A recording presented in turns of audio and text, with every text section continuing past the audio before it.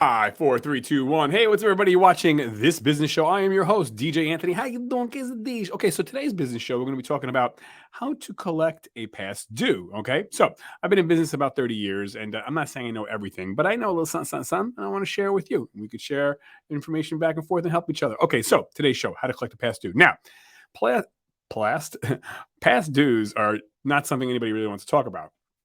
They're boring. They're not sexy. But unfortunately, it happens. And that is when someone owes you money. Okay. So, how do we collect on that? There's a million ways to collect on it.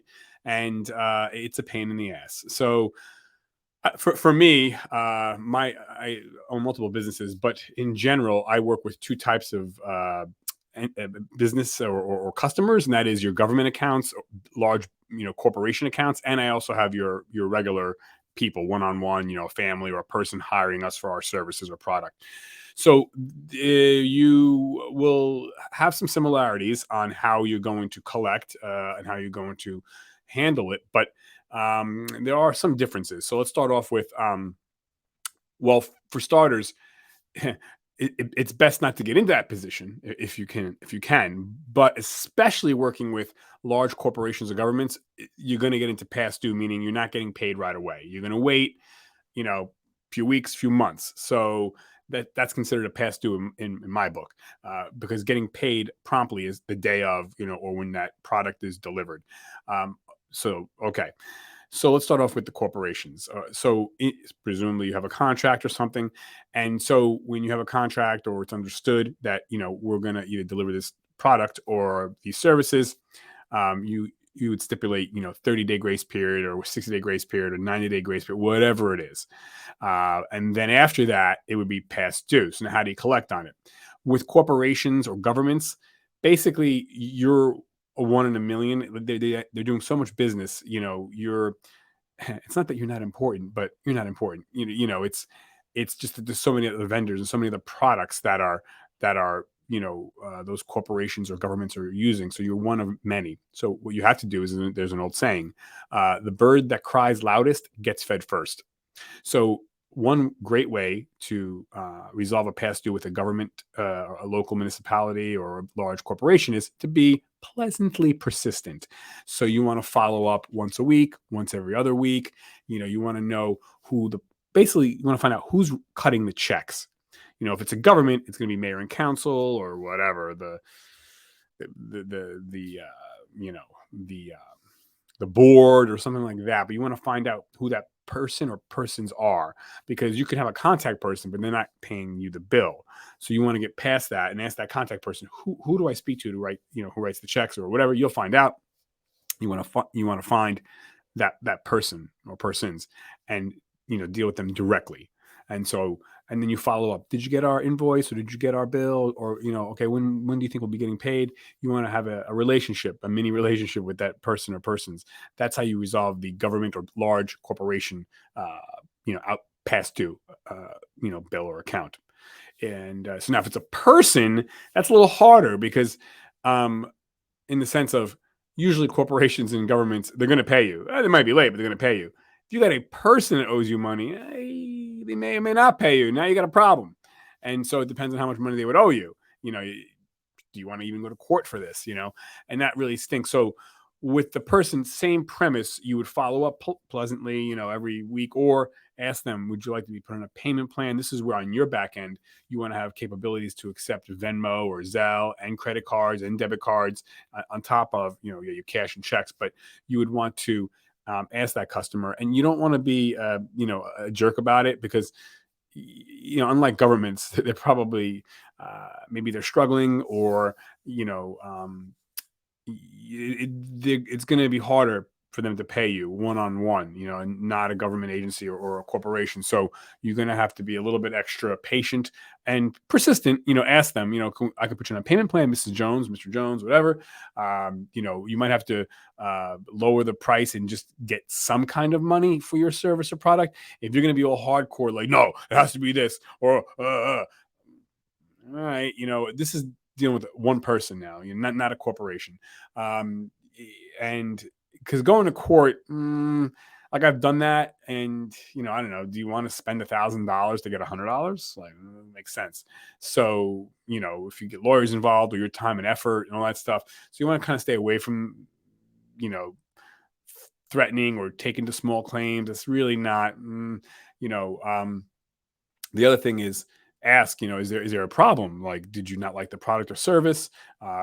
Maybe they weren't happy with something, so you can also again rectify that. Or maybe they had an emergency in their family or whatever, but you want to be polite about it no matter what, because getting all tough guy is only going to turn people off. So the other thing I would say is to just not even get into past due, especially with one-on-one people, families, or a person. What you want to do is get a deposit or a hold on a credit card and put that in the contract, and put in the contract, failure to pay for product or services day of, customer is giving us permission to, relieve any of the remaining monies for the bill. And then they sign off on that contract, and so they're giving you permission.